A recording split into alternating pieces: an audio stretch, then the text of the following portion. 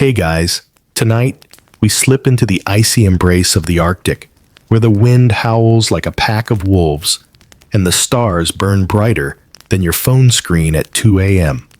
Picture yourself bundled in furs, your breath frosting the air, standing on a frozen shore where massive whale bones jut from the snow like relics of a forgotten world. You're about to uncover what Inuit children painted on these bones, turning scraps of the sea into stories that lasted centuries. Fair warning, surviving this frigid tale might require an extra blanket or two. Good luck not shivering through it.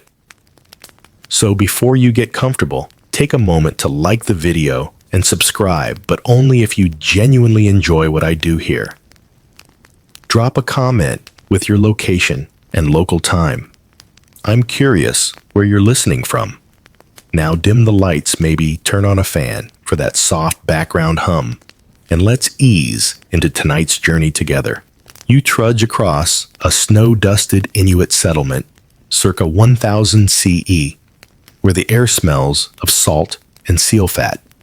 The Inuit masters of thriving in a land that'd freeze your toes off in minutes have called this unforgiving Arctic home for millennia.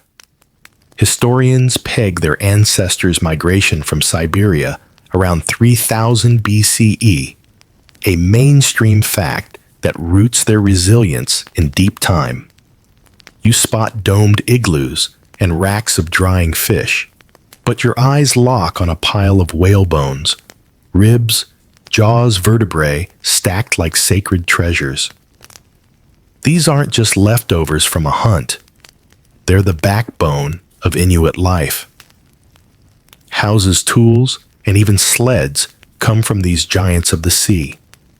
But for kids, these bones are something else entirely, a canvas. You crouch beside a girl, maybe 10, her mittened hands smudged with red ochre. She's etching a line on a whale vertebra, her face scrunched in focus. This isn't some arts and crafts elective. It's a right away to weave her into the community's story. A quirky tidbit. Some elders swore the bones spoke to kids, guiding their designs less woo-woo than a gut instinct, but still spooky under the aurora. Historians still argue whether this art was purely practical training or a spiritual act, a debate that hums like the wind around you. You notice the pigments, ochre charcoal, maybe crushed berries smeared on nearby rocks. The kids mix these with seal oil, creating a paint that sticks to bone like gossip to a small town. You chuckle, imagining trying to convince your friends to paint on bones instead of, say, a sketch pad. Come on, it's eco-friendly, you joke, but here, it's survival meeting creativity. The whale, a gift from the sea, feeds the body and the soul. You watch another kid, a boy, scratch a crude seal, shape his tongue poking out like he's defusing a bomb. It's messy, but there's pride in his eyes. These first strokes aren't just doodles. They're the Inuit way of saying we're here and we'll remember. You feel the cold bite your nose, but the warmth of their purpose keeps you rooted, eager to see what these bones hold next. You glance at the sky, where the aurora dances like a cosmic art show. Bet these kids tried painting that on a bone once or twice, probably with mixed results. You smirk, picturing a frustrated elder muttering, "Stick to seals, kid." The settlement hums with life laughter, the crackle of a fire, the distant bark of sled dogs. You're not just in a place. You're in a moment one where every bone tells a story and every child's mark is a thread in the Inuit tapestry. As you step closer to the pile, you wonder how these massive bones became the go-to for tiny hands. The answer's waiting just beyond the next drift of snow. You crunch through the snow, your boots sinking as you weave between igloos toward a towering stack of whale bones glinting under the weak Arctic sun. The air's so cold, It feels like inhaling glass, but you're drawn to these relics, each one a monument to the Inuits' dance with the sea. You're here to uncover why these bones, of all things, became the canvas for Inuit children's art. It's not like they had a craft store down the glacier. Whale bones were just there, begging to be used. You kneel beside a massive rib, its curve like a frozen wave. Whales especially. Bowheads were the lifeblood of Inuit communities, a mainstream historical fact, etched into every settlement from Greenland to Alaska. A single hunt could feed dozens for months, with blubber for oil and bones for everything from harpoon tips to roof beams. But the bone's size and smoothness made them perfect for painting too. You run your fingers over the surface slick from years of wind and salt. Unlike brittle driftwood or scarce stone whale bones were abundant, durable, and let's be real, way cooler than scratching on hide. You smirk imagining a kid bragging, "My bone's bigger than yours." A quirky tidbit catches your ear from a nearby elder, her voice low, like she's spilling secrets. Some Inuit believed whale bones held the animal's spirit, so painting them was like honoring a fallen giant. Kids weren't just doodling, they were communing with the sea itself. Historians still argue whether this was universal or just a regional quirk. Did every group see bones as sacred, or was it more practical, like using what's on hand? You shrug, figuring it's both. Inuit ingenuity always seems to blend the spiritual with the "let's make this work." You watch a group of kids haul a vertebra the size of a coffee table, giggling as they nearly topple into the snow. They're not painting yet, just picking their canvas. The bones come from hunts, of course, but also from beached whales, gifts from the ocean's whims. You picture the chaos of a hunt, harpoons flying, waves churning, the whole village cheering as a bowhead is hauled ashore. Afterward, the bones are cleaned, stripped of flesh, and left to bleach under the sun. It's a process not unlike your attempt to clean your room before giving up halfway, except here, the stakes are survival. The kids finally settle on their bones, chattering about who gets the best one. You notice they favor flat surfaces like vertebrae or jawbones over tricky curves. Why? Easier to paint, sure, but also because those bones could be displayed, propped up like billboards for the whole settlement to see. You chuckle, thinking of your own childhood art pinned to the fridge. Same vibe, colder fridge. The pigments they'll use: ochre soot. Maybe some crushed shells are already piled nearby, mixed with seal oil that smells like low tide. You wince, glad you're not stirring that pot. As you stand, a gust nearly knocks you over, reminding you this isn't a cozy studio. Painting here takes grit, especially for kids with half-frozen fingers. Yet they do it, year after year, turning bones into stories. You glance at a boy, scraping a bone, clean his knife flashing. He's preparing his canvas, and you can't help but wonder what he'll paint first. Probably something simple, like a fish or a hunter. Kids always start small. You nod, impressed, and trudge on the crunch of snow underfoot like a metronome. The bones are ready, but the kids, they're just getting started, and you're right there with them, itching to see their first marks. You pause, catching a glimpse of the aurora flickering overhead. Bet some kid tried painting that once, only to realize green's tough to mix with charcoal. You grin, picturing the sulky face of that ambitious little artist. The settlement hums around you, dogs barking, a fire crackling tying you to this moment. Those bones aren't just art supplies. They're the bridge between the Inuit and the whales, and you're about to see how the kids cross it. You squat in the snow, your breath puffing out like tiny clouds, watching a group of Inuit kids clustered around a whale vertebra the size of a hubcap. The Arctic wind stings your cheeks, but these kids, barely taller than the bone itself, are unfazed, their mittened hands clutching brushes made of caribou hair. You're here to see their first strokes, the moment they transform a blank bone into a story. It's not like they're scribbling for fun. This is serious business, a skill passed down, like knowing how to spear a fish or not freeze to death. You focus on a girl, maybe 8, her braids swaying as she dips her brush into a seal, oil, and ochre mix. She's nervous, her first time painting in front of the elders. A mainstream historical fact.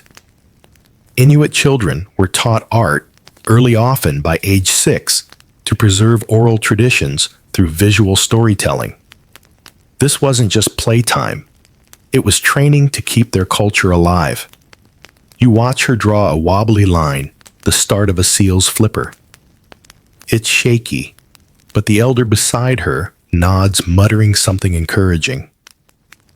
You grin, remembering your own first attempt at drawing, probably a lopsided stick figure that looked like it needed medical attention. A quirky tidbit floats your way.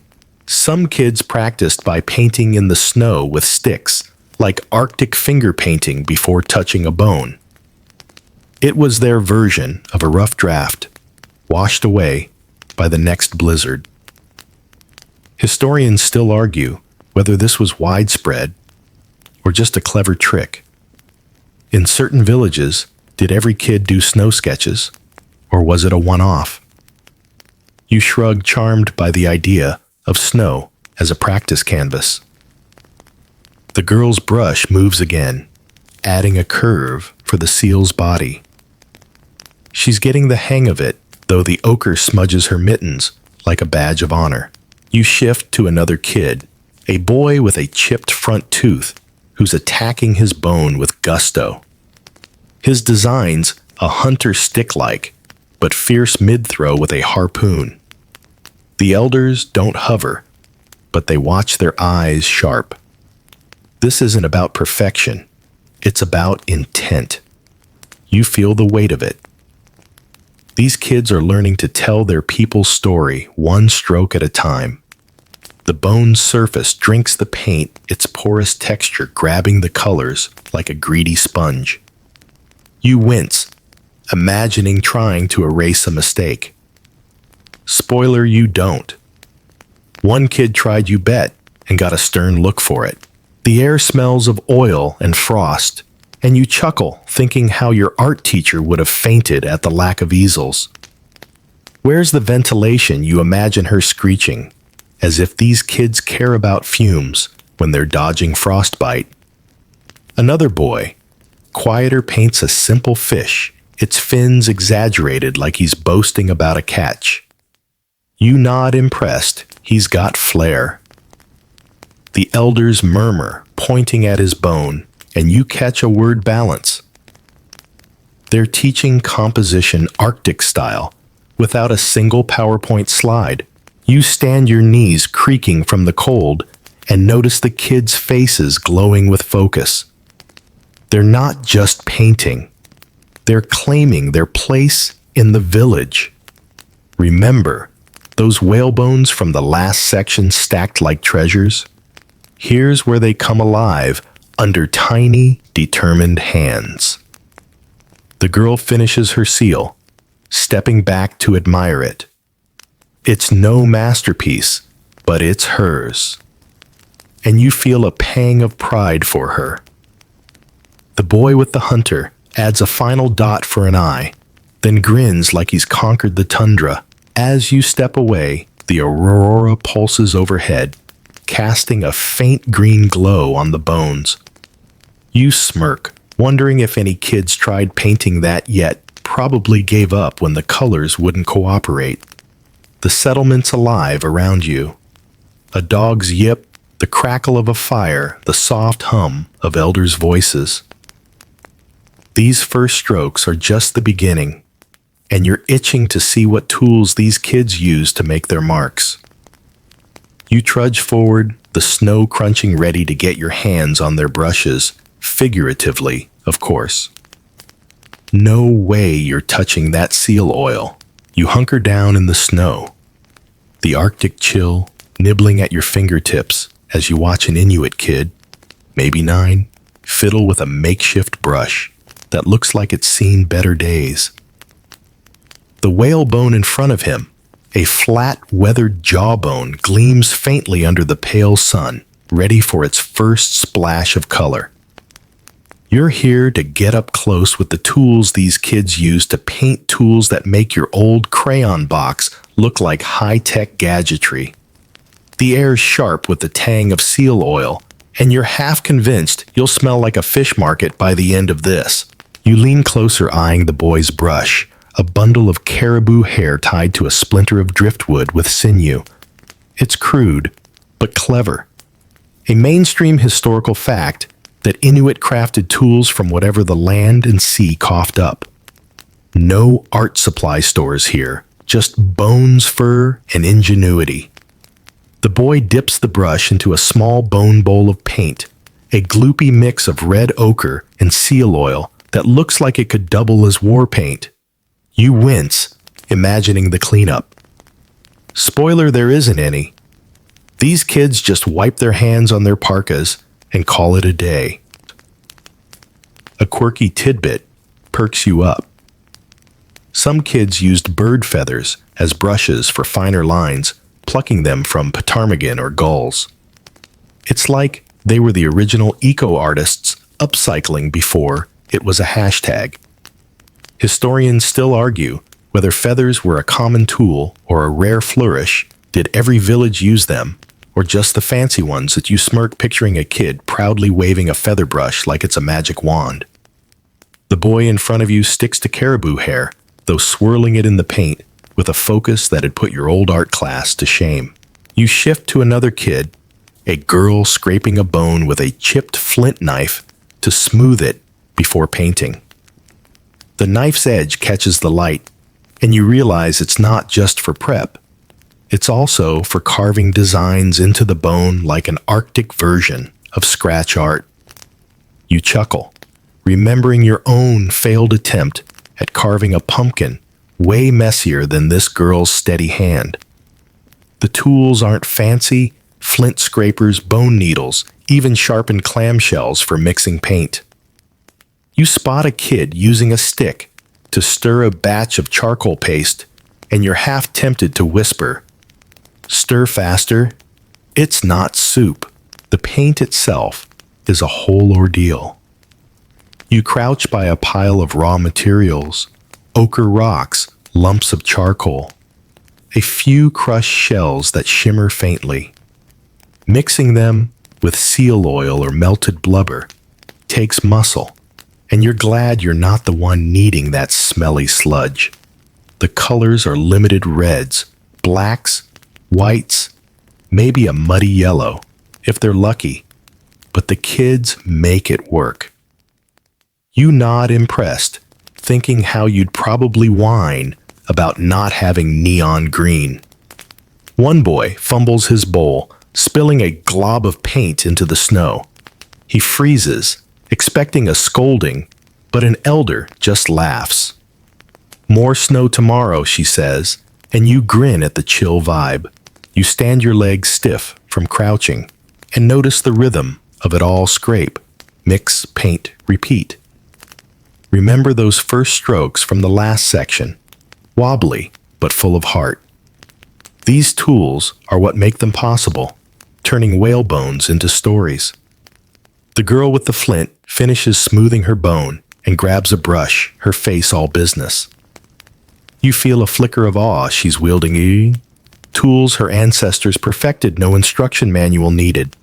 The boy with the caribou brush adds a curve to his design, maybe a wave or a fishtail, and you're itching to see it finished. As you step back, the aurora flickers overhead, its glow making the bones look almost alive. You snicker, imagining a kid trying to mix that color with their limited palette. Good luck, buddy. The settlement hums around you. A dog's bark, the scrape of a knife, the soft chatter of kids comparing brushes. These tools aren't just for painting. They're for carrying a culture forward. You trudge on snow, crunching, ready to see what stories these kids etch next, your nose still twitching from that seal oil stink. You settle into the snow, your parka barely cushioning the cold, as you watch a group of Inuit kids hunched over their whalebones, their brushes moving like they're casting spells. The air's thick with the scent of seal oil and frost, and the faint glow of the aurora overhead makes the bones shimmer like they're whispering secrets. You're here to dive into the stories these kids paint, myths and legends that turn plain whale bones into pages of Arctic folklore. It's not just art. It's a library carved in bone, and you're about to flip through it. You focus on a boy, his face scrunched as he paints a jagged shape on a whale rib. It's a narwhal, its spiraled tusk unmistakable, chasing a shadowy figure. This isn't just a cool animal doodle. It's a scene from a creation myth, a mainstream historical fact that Inuit oral traditions often found their way onto bones preserving tales of gods and spirits. The narwhal, some stories say, was born when a woman's braid tangled with the sea, twisting into that iconic horn. You nod, impressed. The kid's not just painting. He's retelling a saga his elders sang to him. A quirky tidbit makes you smirk. Some kids snuck in their own remixes of myths, like adding extra tusks to a narwhal for flair. Elders might have rolled their eyes, but it showed the kids were listening, tweaking the tales like fanfic writers. Historians still argue whether these tweaks were rebellion or just youthful creativity. Were the kids pushing boundaries or just messing around? You lean toward the latter, picturing a cheeky kid grinning as he paints a three-tusked narwhal, waiting for someone to notice. You shift to a girl nearby, her brush tracing a figure with outstretched arms on a vertebra.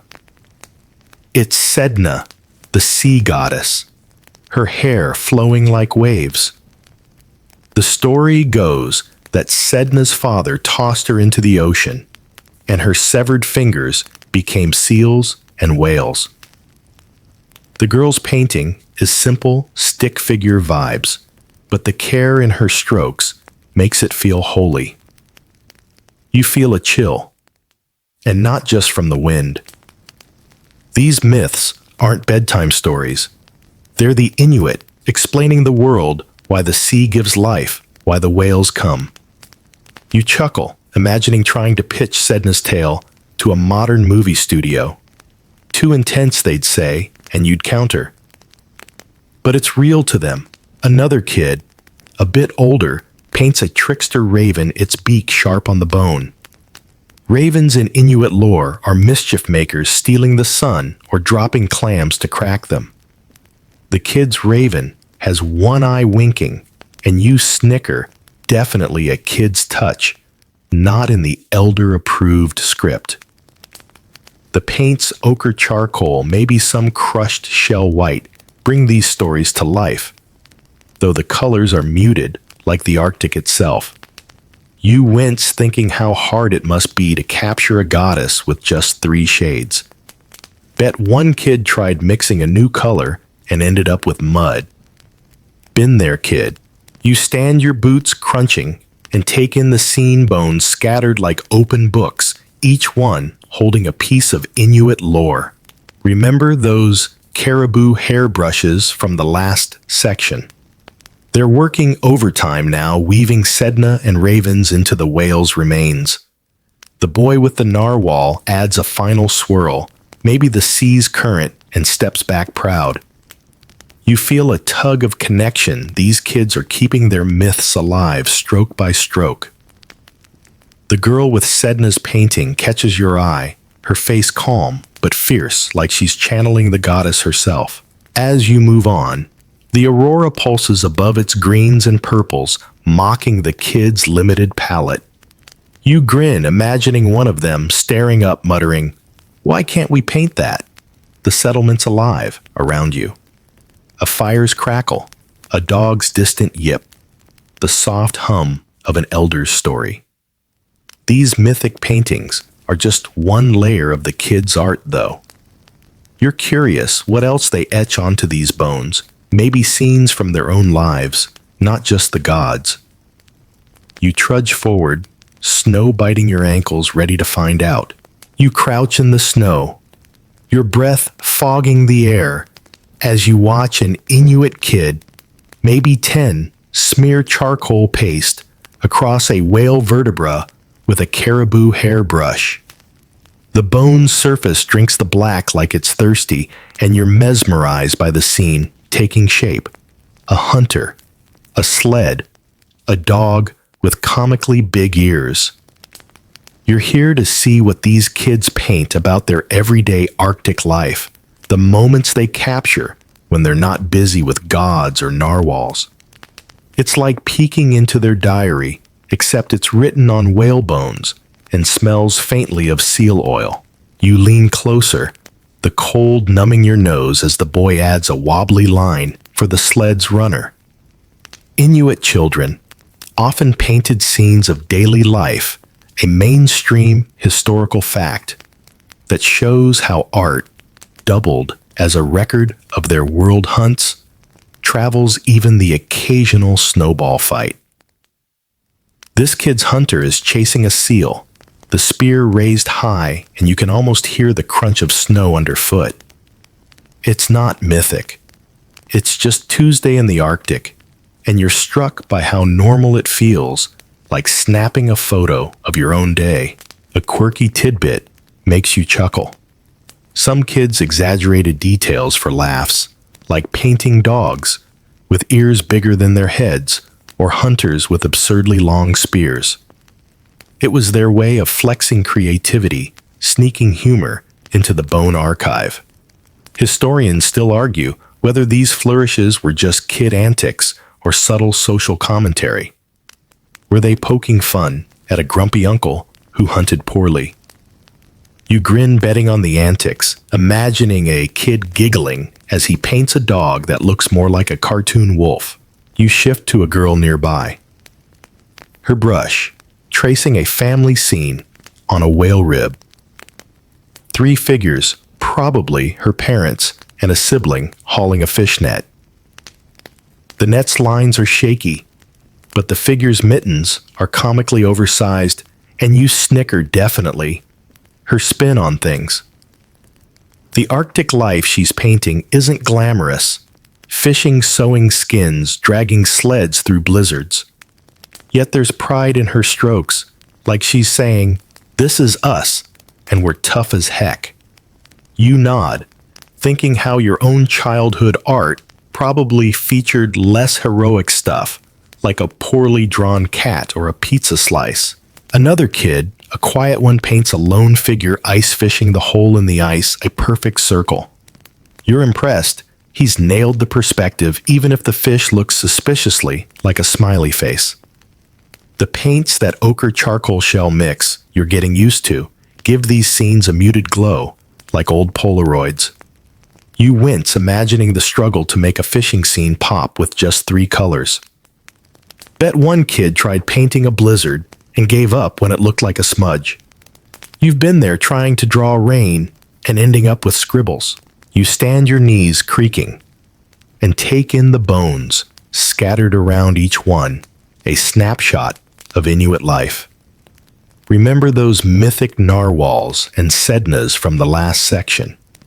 These everyday scenes are just as vital, grounding the gods in the grind of survival.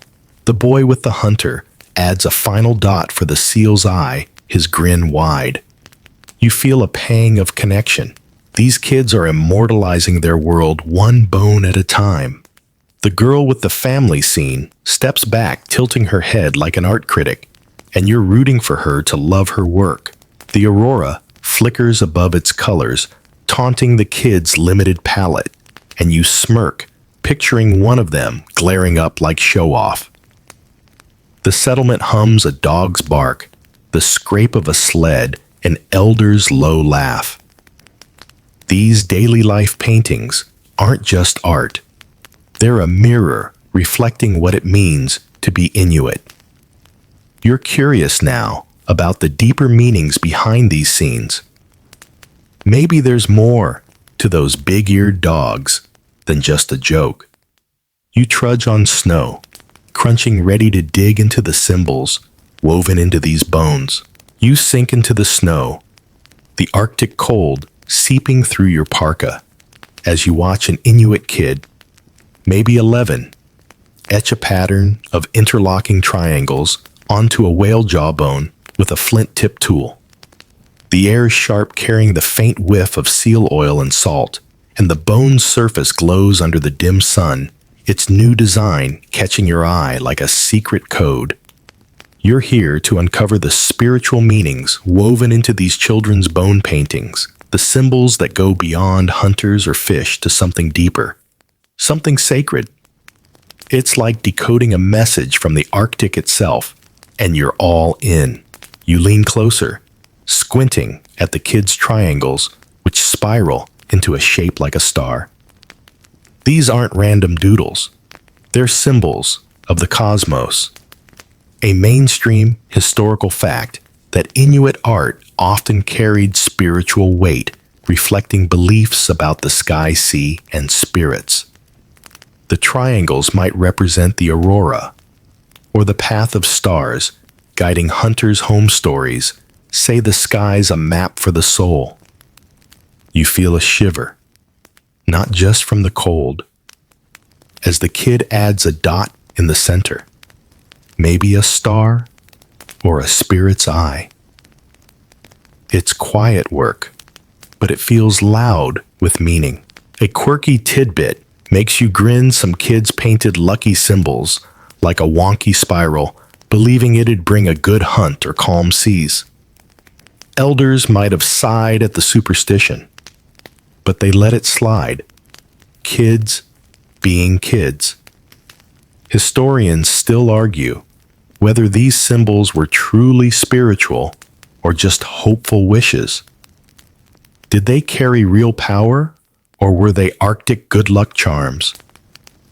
You lean toward the charm angle, picturing a kid smugly painting a spiral, convinced it'd snag him an extra fish tomorrow. You shift to a girl nearby, her brush tracing a wavy line across a vertebra like ripples on water. It's a symbol for Sedna, the sea goddess you met a few sections back. But here, it's simpler, less a portrait, and more a nod to her power over the ocean's bounty. The girl's careful, her lips pursed, like she's praying with each stroke. You get it. Sedna's no joke. She decides if the whales show up or if the village starves. You chuckle, imagining trying to explain Sedna to your friends. So there's this goddess who's basically the CEO of seals. They'd think you were nuts. Another kid, a wiry boy, paints a cluster of dots on a rib, maybe representing ancestor spirits or the souls of hunted animals. The dots are uneven, but the intent's clear.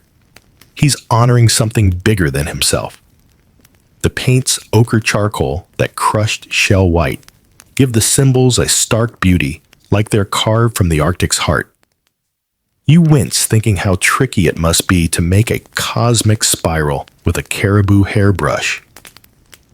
Bet one kid tried a fancy symbol and ended up with a blob, then played it off like totally meant that.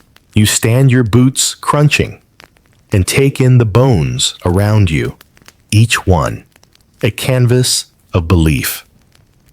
Remember those everyday scenes from the last section with big-eared dogs and fishing nets. These symbols add another layer, tying the daily grind to the spirit world. The kid with the triangles steps back, nodding at his work, and you feel a flicker of awe. He's painting the universe one bone at a time. The girl with the Sedna wave adds a final curl, her face serene like she's sealed a pact with the sea. The aurora pulses overhead, its greens and purples, practically mocking the kid's muted paints. You smirk, imagining one of them muttering, "Yeah, try fitting that on a bone." The settlement's alive, a fire's crackle, a dog's yip, the soft hum of an elder's chant. These symbols aren't just art. They're a bridge to the sacred, a way for kids to touch the divine. You're curious now about how these paintings fit into the bigger community. Do the elders show them off, or are they just for the kids? You trudge on snow, biting your toes, ready to find out. You shuffle through the snow, your breath puffing in the frigid air as you weave toward a clearing where Inuit families gather around a crackling fire. The glow dances on their faces, and nearby whale bones painted by kids lean against a rack, their ochre and charcoal designs catching the flame's light.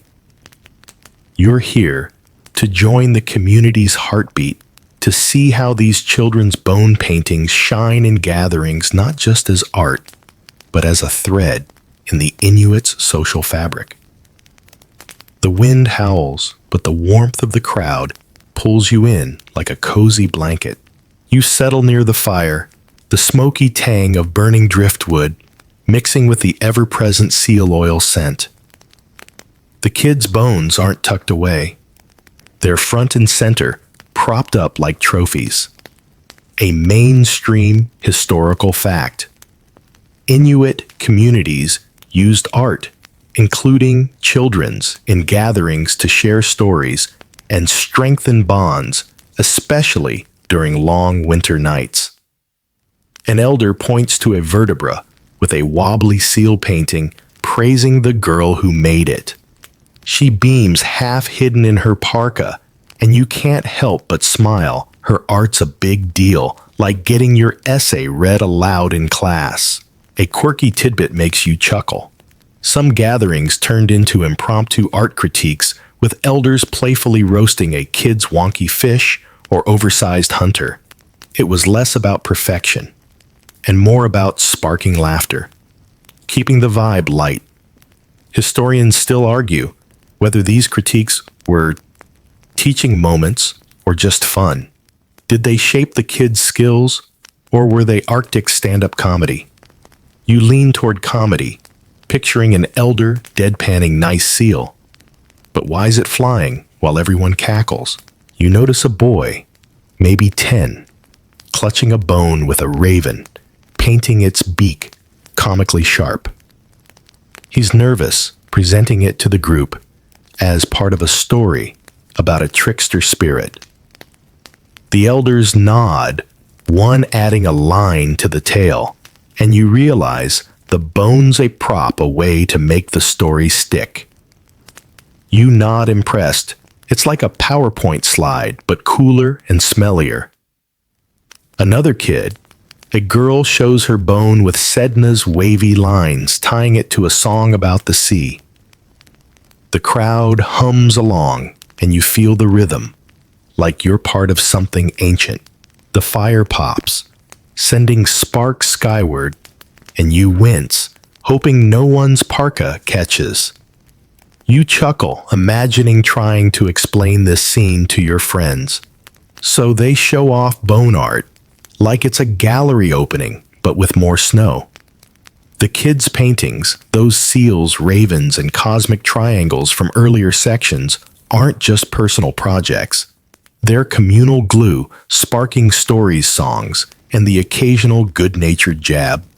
A younger kid proudly holds up a bone with a lopsided dog, and the crowd claps, though you catch a few smirks. Bet that dog's ears are the talk of the igloo later. You shift your boots, crunching, and take in the scene, bones glowing, faces lit, voices weaving tales. Remember those spiritual symbols from the last section? They're here too, mixed with everyday scenes, tying the sacred to the now. The boy with the raven bone relaxes as the story ends, his grin wide. You feel a tug of connection. These kids aren't just artists, they're storytellers binding the village together. The girl with the sedna bone joins a dance, her bone held high, and you're rooting for her to soak in the moment. The aurora swirls above its colors, mocking the fire's glow, and you smirk, imagining a kid trying to paint that chaos. The settlement pulses laughter, a dog's bark, the soft crackle of flames. These gatherings show the kids' art isn't just for them, it's for everyone, a shared heartbeat. You're curious now about what happened when outsiders like European traders saw these bones. Did they get it? Or was it just weird to them? You trudge on snow, stinging your face, ready to find out. You trudge through the snow, the Arctic wind slicing at your cheeks as you move past igloos toward a rocky shore where a strange sight awaits a wooden boat. Its hull patched with ice and a handful of European traders unloading crates. The year's creeping toward the 1700s, and you're here to track how their arrival shakes up the Inuit kids' whalebone painting tradition. The air smells of salt and tar, a sharp contrast to the usual seal oil, and you spot a few Inuit children clutching painted bones, eyeing the newcomers with a mix of curiosity and suspicion. This isn't just a trade stop. It's a collision of worlds. You pause near a trader, his beard frosted, bartering iron nails for furs. Inuit communities began trading with Europeans, mostly whalers and fur merchants in the late 17th century, a mainstream historical fact that brought new tools and ideas to the Arctic. You notice a kid, maybe 12, showing a whale rib, painted with a hunter to a trader. The man squints confused, then offers a metal knife. The kid hesitates, clutching the bone tighter. You get it. Those bones are more than art. They're stories, not just trinkets to swap. You smirk, imagining the trader thinking, what's with the bone obsession? A quirky tidbit catches your ear. Some kids started painting ships or muskets on bones after seeing European gear sneaking foreign objects into their art, like Arctic Easter eggs. Elders weren't always thrilled, grumbling about weird new shapes. Historians still argue whether this was cultural blending or a subtle act of resistance, were the kids embracing change or mocking the outsiders. You lean toward blending, picturing a cheeky kid painting a wonky ship just to see if the traders noticed. You shift to another scene where a girl paints a bone with her usual sedna waves but adds a strange square, maybe a crate she saw on the boat. The new tools like metal scrapers or dyes from traded cloth make her lines sharper, her colors bolder. You nod impressed, but there's a catch. These exchanges come with strings. Traders push for more bones as curiosities to sell back home, and you wince, sensing the pressure. It's like your art teacher demanding you churn out 10 sketches for a grade. Suddenly, it's less fun. One kid, bolder than the rest, paints a trader with an exaggerated beard, and you chuckle, hoping the guy doesn't see it. The trade shifts more than tools. You watch an elder frown as a kid uses blue dye from a trader's cloth, the color screaming against the bone's ochre and charcoal. It's not just aesthetics, it's identity. The kids are still painting their stories, hunters' sednas, those cosmic triangles from earlier sections, but now there's a foreign tint. You feel a pang, like watching a favorite band change their sound. Another kid, a quiet boy, sticks to traditional charcoal painting a raven with a fierce glare. You grin, rooting for his stubborn streak. Keep it old school, kid. You stand your boots crunching and take in the shore boats. Bobbing crates, stacked bones, changing hands. Remember those community gatherings from the last section where bones were shared with pride. Now, some are headed to distant ports, maybe London or Copenhagen, stripped of context. The girl with the sedna and crate bone finishes her face conflicted, like she's not sure if it's still hers. The boy with the raven bone hides his refusing to trade, and you respect the move. The aurora flickers above its greens, clashing with the trader's blue dyes, and you smirk, imagining a kid trying to paint that with the new color's good luck. The settlement hums a dog's bark, the clink of metal, the low murmur of bartering. This trade is reshaping the kid's art for better or worse, and you're curious how long the tradition can hold under this pressure. You trudge on snow, stinging your eyes, ready to see what comes next. You slog through the snow, the Arctic cold gnawing at your fingers as you move away from the trading shore. The traders' boats fading into the mist. It's the 1800s now, and the Inuit settlement feels quieter. The whalebone piles smaller, the kids' laughter muted. You're here to mourn the slow decline of the whalebone painting tradition as the world shifts under the Inuits' feet. The air's heavy with salt and the faint rot of abandoned bones, and you sense a loss like a song you can't quite remember. You pause by an igloo where a girl, maybe 9, scratches a half-hearted fish onto a whale vertebra. Her brush, still caribou hair, still dipped in seal oil, moves sluggishly like she's going through the motions.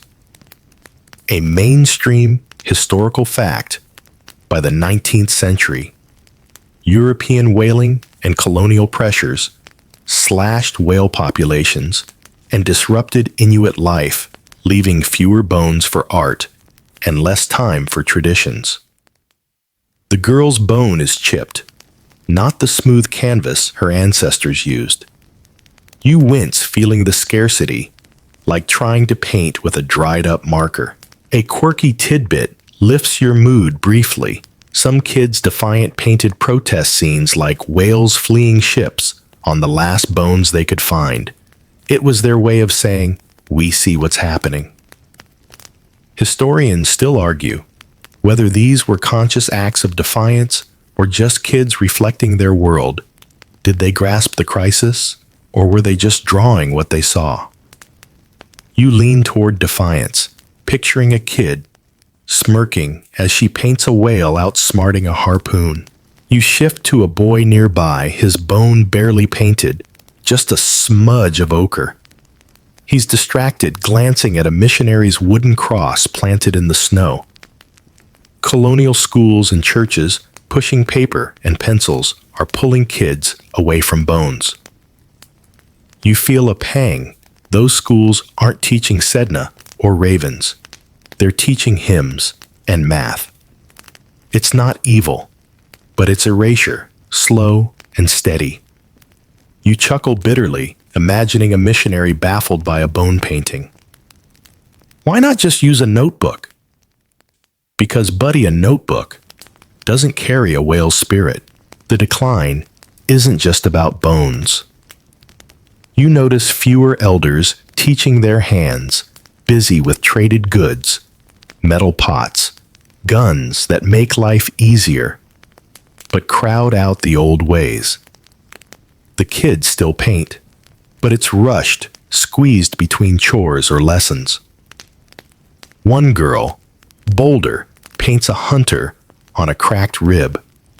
Her strokes fierce, like she's fighting to keep the story alive. You nod, rooting for her. But the paint's thin, the seal oil running low.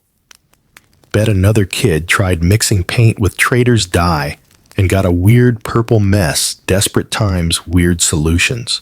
You stand your boots crunching and take in the settlement bones scattered some unpainted others carted off by traders from that last section. Remember those vibrant gatherings, the bones glowing by the fire? They're rarer now, the stories fading like breath in the cold. The girl with the fishbone sets it down her face, blank, and you ache for her. She's losing something she can't name.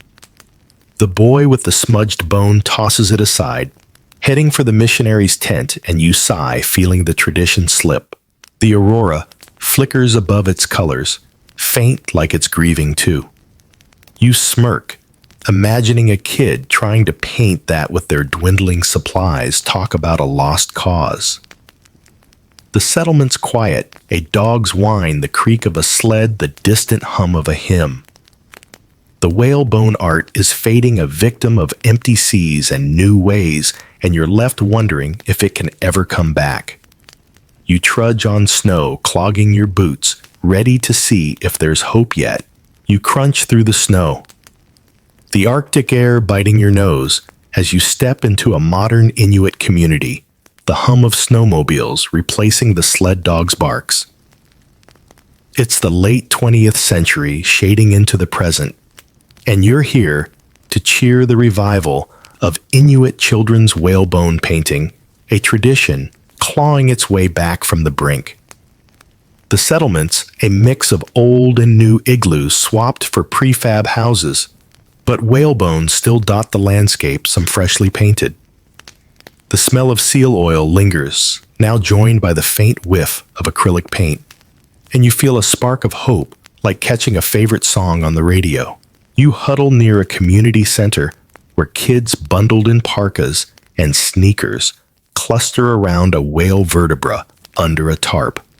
A teacher, her braids tucked under a beanie, hands out brushes, not caribou hair, but synthetic, though some kids still use the old kind for tradition's sake.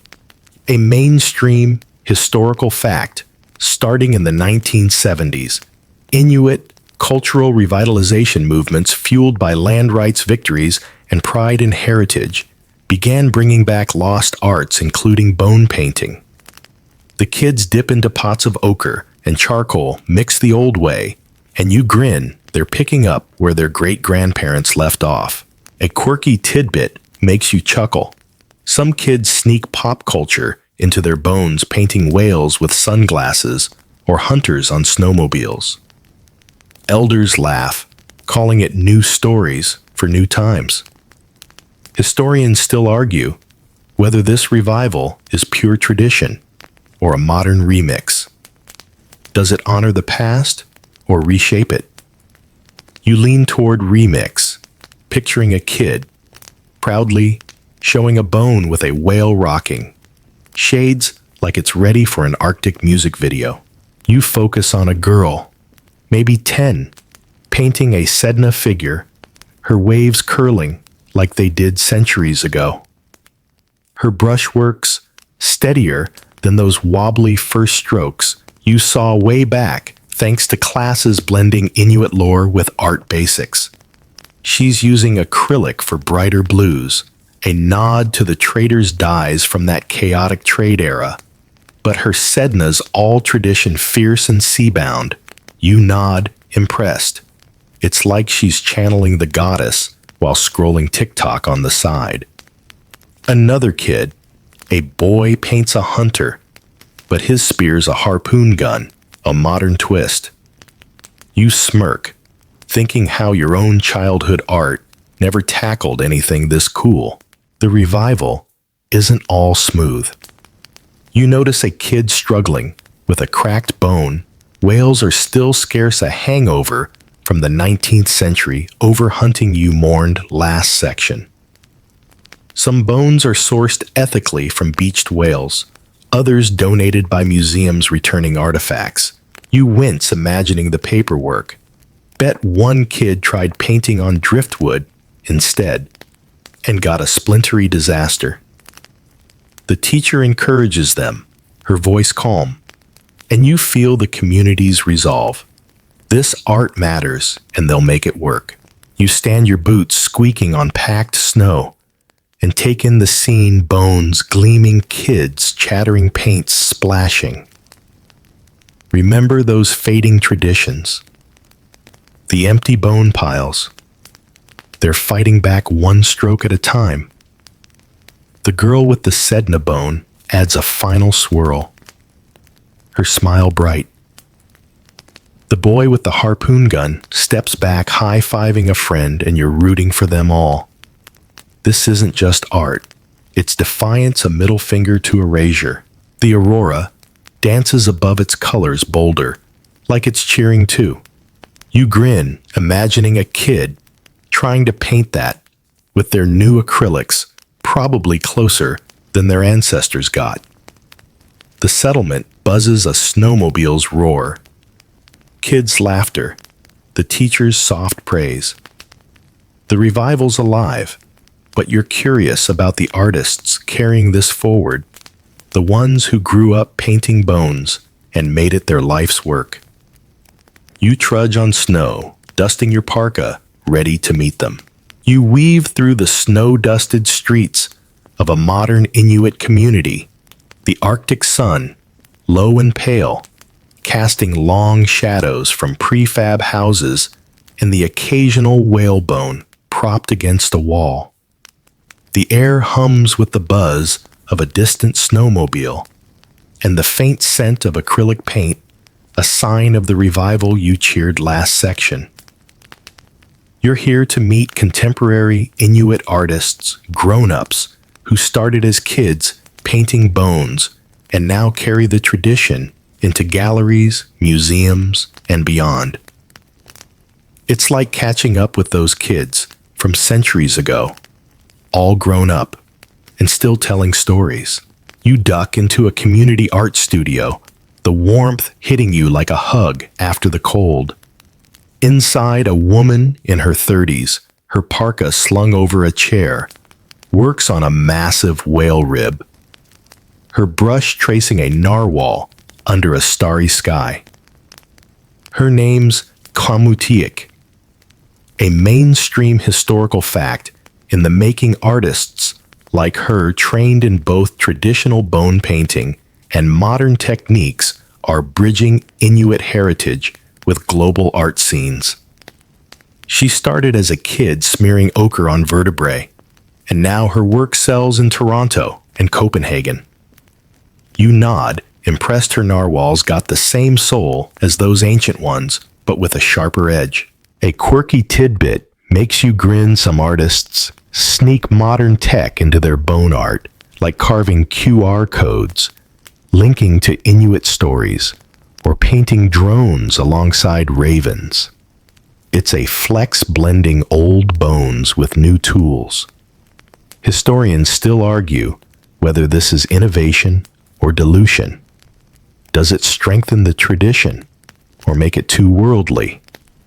You lean toward innovation, picturing a kid-turned-artist chuckling as they etch a QR code, knowing it'll confuse some gallery snob.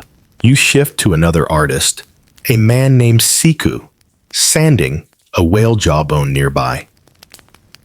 His latest piece shows Sedna, but her waves swirl like satellite maps, a nod to climate change threatening the Arctic. He learned bone painting from his grandma, one of those revival teachers you saw last section, and now he's showing at biennales. His tools are a mix flint scrapers alongside electric sanders, seal oil paint next to acrylics. You smirk, thinking how your own art attempts never got past a sketchbook. Siku's out here making bones sing. The studio's alive with color, but it's not all rosy. You overhear Kamutiik muttering about sourcing bones. Ethical beached whale remains are rare, and museums are slow to return artifacts. Siku chimes in, joking about trying to paint on plastic once. disaster, he laughs, and you wince, imagining the soulless result. Bet another artist tried 3D printing a bone and got the same vibe as a knockoff purse. The passion's there, though. Kalmutik's narwhal glows with pride, and Siku's sedna feels like a warning and a prayer. You step back your boots, squeaking on the studio floor, and take in the bones narwhal's sednas, even a cheeky drone-raven hybrid. Remember those revival kids painting whales with sunglasses? These artists are their legacy, taking childhood strokes to the world stage. Kamutiik catches your eye, her smile tired but fierce, like she knows she's carrying a torch. Siku adds a final swirl to his sedna, then stretches ready for the next bone. The aurora pulses outside its colors, peeking through the studio window, and you chuckle, imagining Kamutiik trying to paint that. With her acrylics, she'd probably nail it. The community hums a kid's laugh, the whine of a snowmobile, the soft scrape of sanders. These artists are keeping the tradition alive, but you're curious about the hurdles they face. Legal, ethical, all the messy stuff. You head out, snow crunching underfoot, ready to dig into the challenges threatening this vibrant revival. You trudge through the snowy paths of a modern Inuit community, the Arctic wind whistling past as you head toward a community center where heated voices spill out. The air carries the familiar tang of seal oil, now mixed with the chemical bite of acrylics and whale bones, some painted, some bare lean against walls like silent sentinels. You're here to face the legal and ethical hurdles threatening the revival of Inuit children's bone painting, a tradition fighting to stay alive amid a tangle of rules and debates. The aurora's faint glow feels distant, like it's holding its breath, and you brace for a messy reality check. You slip inside the center where elders, artists, and a few kids debate around a table strewn with bones and paint pots. The core issue hits fast sourcing whale bones is a nightmare. A mainstream historical fact. International laws like the 1973 Endangered Species Act and the Marine Mammal Protection Act restrict whalebone use even for cultural practices to protect dwindling populations. Inuit communities can use bones from beached whales or subsistence hunts, but permits are a slog and supplies tight. You wince imagining the paperwork worse than your worst tax season. A quirky tidbit lightens the mood. Some kids impatient with delays tried painting on walrus tusks or driftwood, only to get a stern stick to tradition from elders. It's a cute rebellion, but it underscores the bone shortage. Historians still argue whether these laws help or harm Inuit culture. Do they preserve wildlife or choke heritage? You lean toward a gray area, picturing a kid sulking over a walrus tusk, muttering, "It's not the same." You focus on an elder, her voice sharp, arguing that museum-held bones taken during colonial times should be returned. Repatriation's a hot issue. Some museums drag their feet, citing scientific value. You feel the sting, like someone borrowing your diary and refusing to give it back. An artist from last section, Kamutiik, chimes in, frustrated that her students can't access enough bones to practice. She's resorted to sharing one vertebra among 5 kids. You chuckle grimly, imagining the chaos, like passing around the last slice of pizza. Then there's the ethical side. You overhear a young teacher worrying about outsider demand galleries and collectors snapping up bone art echoing those 1700s traders. It risks turning sacred work into souvenirs, and some kids feel pressured to paint for profit, not pride. You nod, remembering those vibrant sednas and narwhals. They deserve better than a tourist's shelf. Bet one kid tried painting a trendy bone for a buyer and regretted it when it lost its soul. Another hurdle. Climate change shrinks whale habitats, making beached bones rarer. It's a gut punch nature itself seems to conspire against the tradition. You step outside, your boots crunching, and take in the community bones, scarce artists, tense kids still painting, but with borrowed brushes. Remember those modern artists blending drones and sednas? They're fighting these hurdles with every stroke, but it's uphill. The elder's words linger. She wants her grandkids to paint, like she did without begging for bones. Kamutiak follows you out. Her eyes, fierce vowing to keep teaching laws be damned. You respect her grit, feeling a flicker of hope amid the mess. The aurora pulses faintly, its colors a tease against the gray dawn. And you smirk, imagining a kid trying to paint that on a shared bone talk about multitasking. The settlement hums a snowmobile's whine, a kid's laugh, the low buzz of debate. These hurdles are real, but the Inuit's resilience is fiercer, and you're curious how the world sees their bone art. Now admiration, or just exotic curiosity.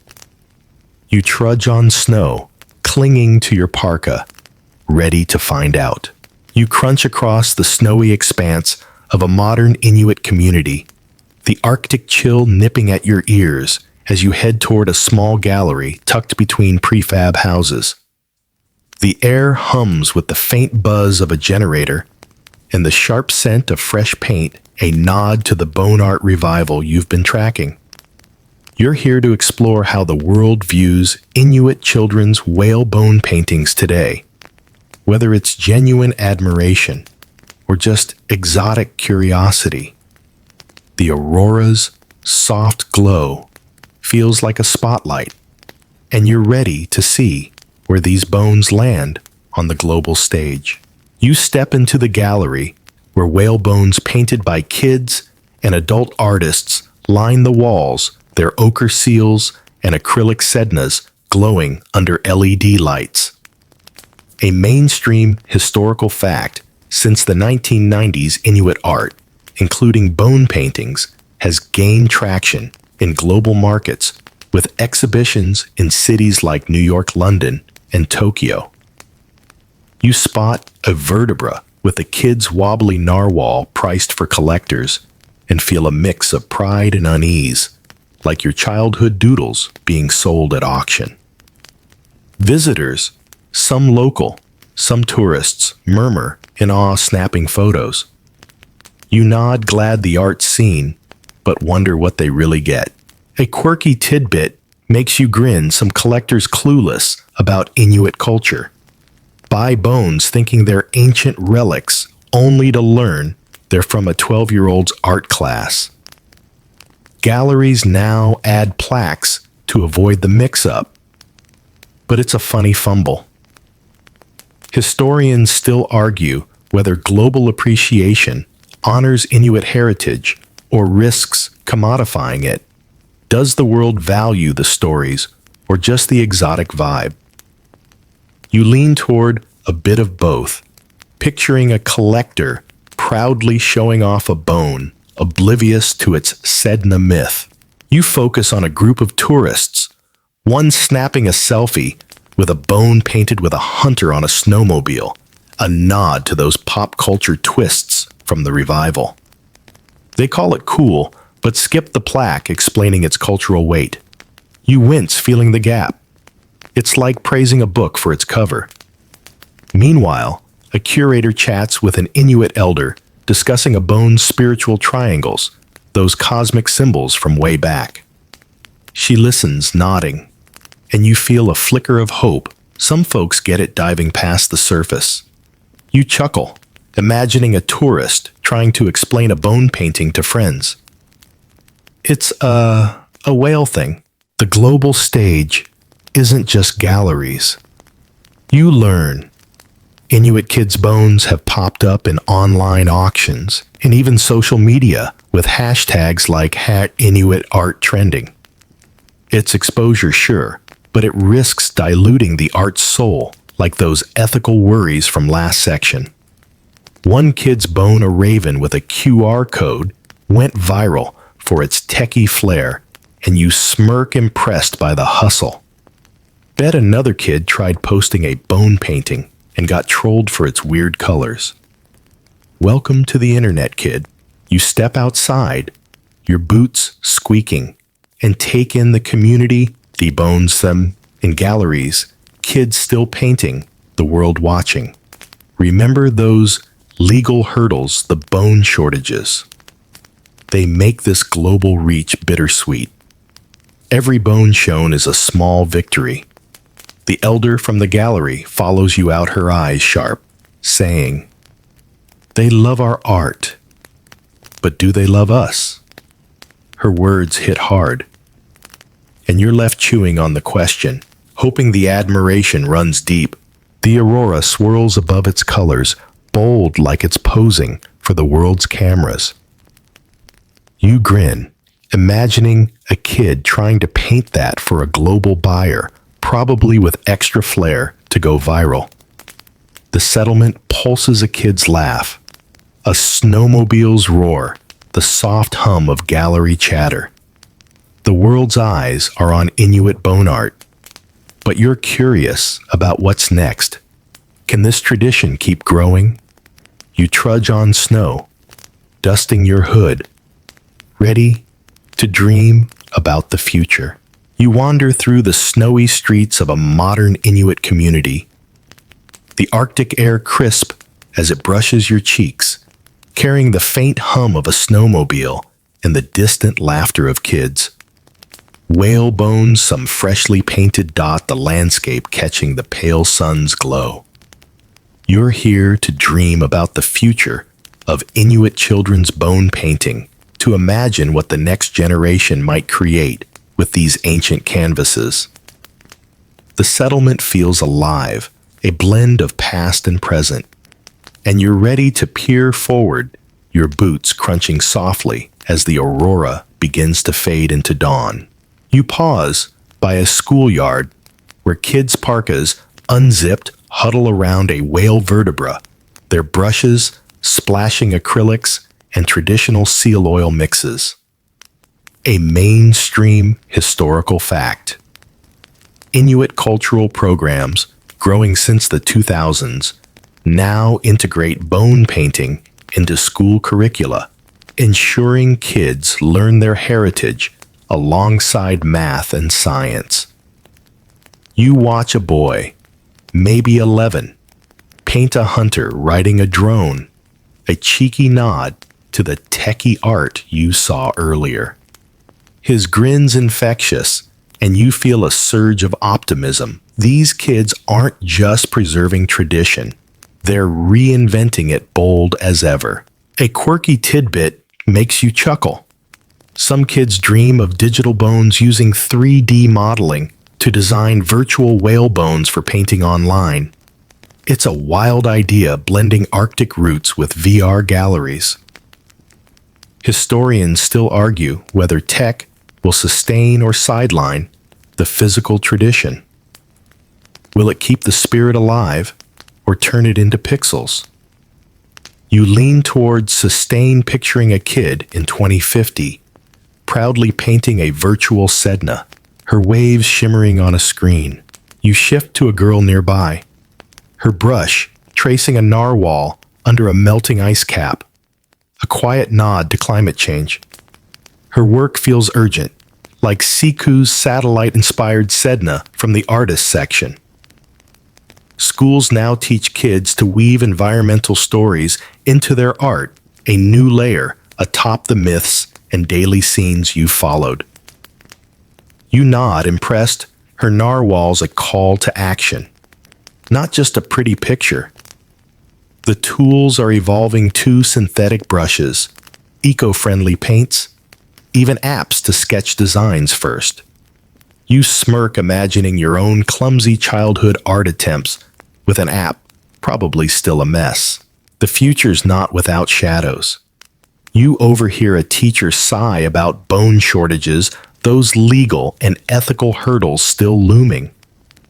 But communities are innovating using ethically sourced bones, collaborating with museums for repatriation, even experimenting with sustainable alternatives like carved wood for practice. You wince hoping the bones don't vanish entirely. They're the heart of this art. Bet one kid tried painting on a plastic replica and groaned at the lifeless feel. Yet the kids keep going, their bones displayed at local fairs, some even touring globally, like those gallery pieces you saw last section. You stand your boots, squeaking, and take in the schoolyard. Bones gleaming kids, dreaming, the future unfolding stroke by stroke. Remember those first wobbly seals, those cosmic triangles, those traded bones.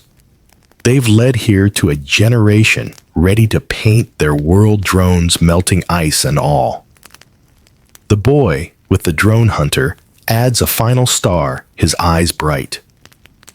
The girl with the narwhal steps back, her face fierce like she's ready to save the Arctic herself.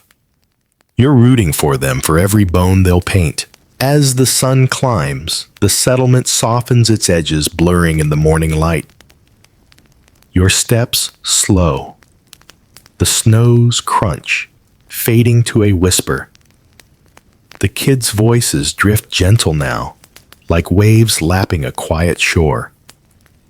You picture their bones stacked with stories, Sedna's hunters' drones, carrying the Inuit heart forward. The cold eases, wrapping you in calm, and you feel the world settle, ready for rest. Let the bones wait for tomorrow's painters. For now, the Arctic sighs, and so do you, sinking into peace. You're back in the snow, but it's softer now, like a blanket tucked around you. The Arctic sky weds to a gentle gray, the aurora long gone, leaving only the promise of dawn. You hear the kids' laughter distant like a lullaby carried on the wind. Their whale bones rest quietly painted with narwhals, sednas, and dreams of drones, each one a whisper of the Inuit spirit. The cold doesn't bite anymore. It soothes, rocking you like a cradle. You imagine those kids, brushes down, curling up in their homes, their stories safe on the bones for another day.